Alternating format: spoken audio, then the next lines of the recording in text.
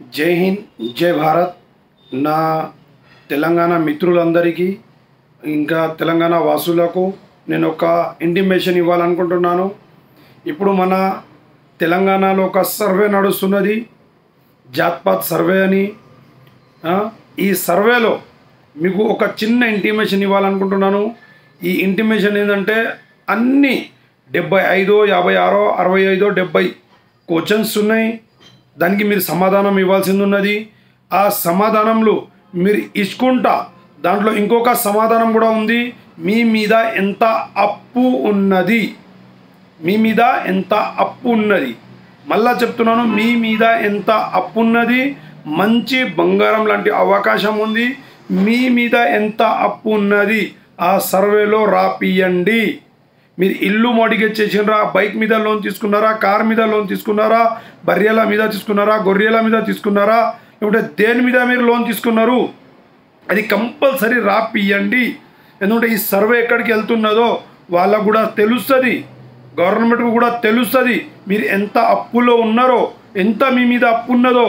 50,000 ఉంటే 50,000, కోటి రూపాయలు ఉంటే కోటి రూపాయలు, ఎన్ని ఉంటాయి అన్నీ మీ మీద.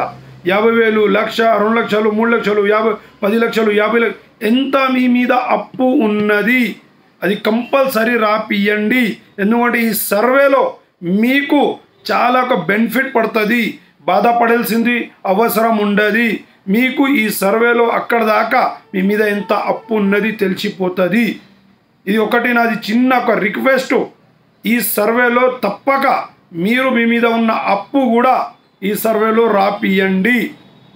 అన్నీ కరెక్ట్ ఉన్నాయి. మీ ఇది ఒకటి, ఇది కూడా ఆప్షన్ ఉంది. మీది ఎకనామీ అంటే మీరు ఏం పని చేస్తారో, ఎంత సంపాదించారో, ఎంత సంపాదిస్తారు, అదే మీ మీద ఎంత అప్పు ఉన్నది, మీ మీద ఎంత అప్పు ఉన్నది కంపల్సరీ రాపియండి.